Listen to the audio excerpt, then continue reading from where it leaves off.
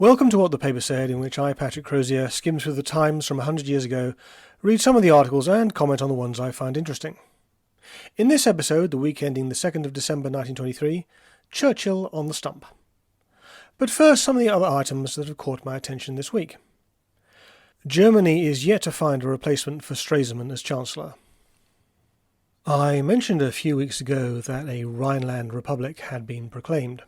I haven't followed up on that, partly because there have been other more interesting things going on to the south, which is perhaps a bit unfair because if deaths are the measure of interestingness, the Rhineland separatist movement is much more interesting. Anyway, from what can be gleaned from the pages of the Times, the leaders of this organisation are chancers, the followers criminals, and the backers, I hardly believe I am saying this, the French. This week, one of the chancers, a Dr. Mathis, has been turfed out by one of the others, a Dr. Dawton. This week, the Times reported on the annual general meeting of the Royal Bank of Scotland. Oddly enough, it is still solvent. Even weirder, it has nothing to say about debanking its customers because they disagree with their politics. London has experienced its first big fog of the winter. Transport has been brought to, if not a standstill, then at least a snail's pace. A guardsman has managed to kill himself by eating a knife. On Friday, the Times carried a report on the annual general meeting of Hordern Collieries, which had had something of a bumpy year. In those days, coal mines existed in Britain and were privately owned. The meeting was addressed by its chairman, Sir Hugh Bell. The state of the great industries in the country was most perplexing. Many of these were being carried on at a loss. In Lancashire, the cotton trade was suffering from the deepest depression. The building of ships was almost entirely suspended. In the iron trade, the prosperity of which is of supreme importance to you, such business as could be obtained was at prices involving serious loss to the manufacturers. The situation was further complicated by serious labour disputes in various branches, of which the most important was that in the boiler-making industry. Boy, that's depressing. Many times this year I have seen mention of the unemployment problem, but only this article has suggested to me at least how bad things are. The managing director pointed out that they could have sold coal at a higher price abroad.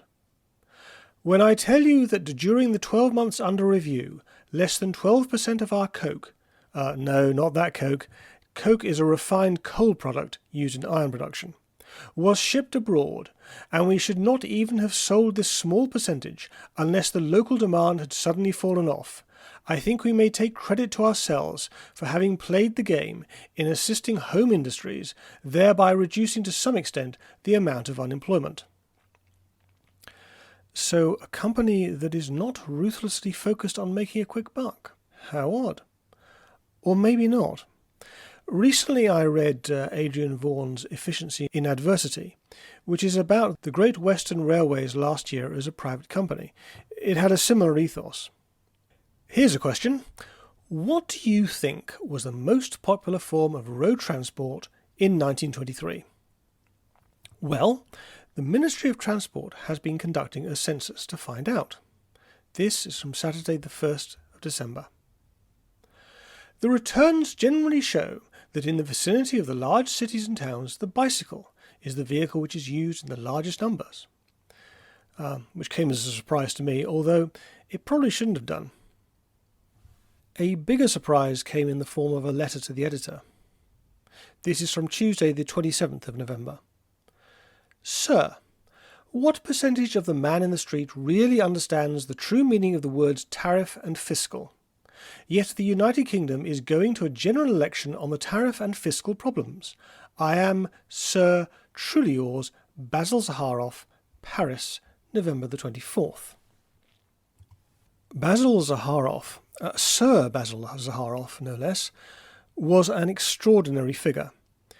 He was an arms dealer, and not one of the honest ones. He made an extraordinary amount of money both before and after the war. He also became famous. So famous that he had appeared as a character in the TV series Riley Ace of Spies, and, thinly disguised in the Tintin story The Broken Ear.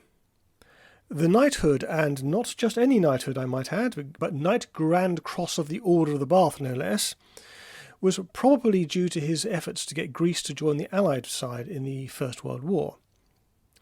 And yet here he is writing letters to the Times on philosophical matters. It doesn't exactly square with the ruthless profiteer. Winston Churchill is an interesting character to us because of what he did in the Second World War, especially 1940.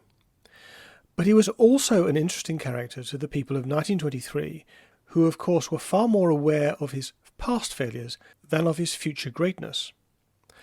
So this week, no fewer than 5 articles and 1 letter are dedicated to his doings and sayings.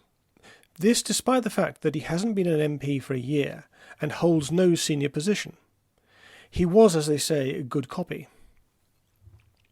In the 1923 general election, he is standing for the Liberal Party in Leicester West.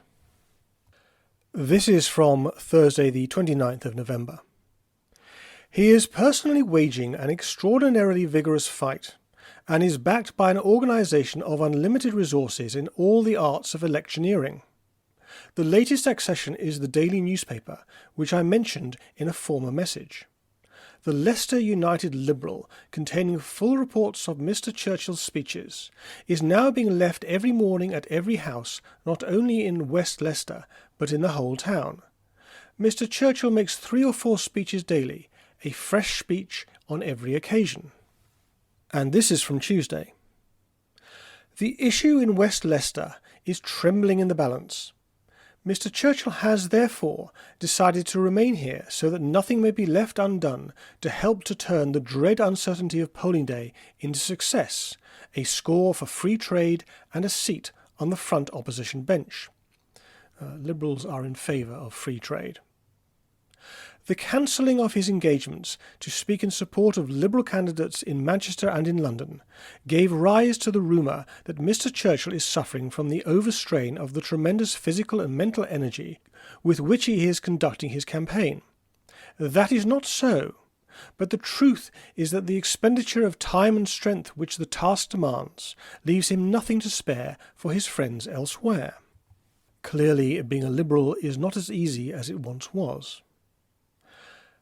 The Times reported on one of his speeches on Wednesday. He said he did not see any connection between protection and unemployment.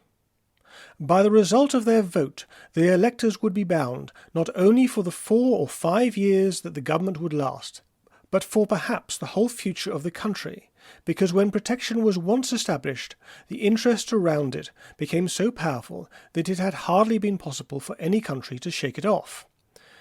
Or, to put it another way, there is nothing so permanent as a temporary government scheme. And this is Thursday. Last evening, Mr. Winston Churchill had the most trying experience of his campaign at West Leicester. At a meeting at St. Leonard's School, a large number of Labour supporters gained admission, and they heckled the speaker in such a manner that he was unable to continue for some minutes. Communists trying to prevent their opponents being heard. Couldn't happen today. The subject of the Dardanelles or Gallipoli came up. He concluded, "The more the question of the Dardanelles had been examined in the coldness of modern times, the more people had come to see that it was a great strategic conception, and that it took its place as probably the very best plan of the whole war for shortening the struggle." He was just as proud of his share in trying to force the Dardanelles as he was of having forced the adoption of tanks in face of opposition to a place where they became of use to our troops. Was there any great opposition to the use of tanks? Not that I'm aware of, though it must be a matter of some embarrassment to the army that the idea came from the Navy.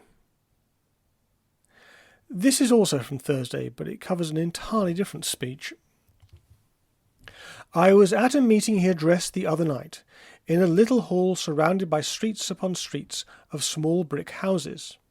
His speech, for vigour and dramatic intensity, was exactly the kind of speech he would make in the House of Commons, but I thought the audience seemed puzzled or dazed as the well-rounded and high-pitched periods, of the speaker fell on their ears. I wonder if that's a musical term. Never heard it before. Anyway, never mind. He was in the midst of a eulogium of free trade when the door was flung open, and in rushed a party of young fellows and girls. Seriousness fled, and the comic spirit took possession of Mr. Churchill. "I see the dreary socialist circus has arrived," he called out hilariously. "It is made up of about half the local Labour Party, and they rush breathlessly around on bicycles to Liberal meetings instead of looking in at their own." As the hecklers yelled at him, he continued, "Now we shall hear their carefully prepared interruptions and their stock questions, which they repeat parrot-like wherever they go." Anyway, that's all for this week. I aim to have something up next week, but I promise nothing.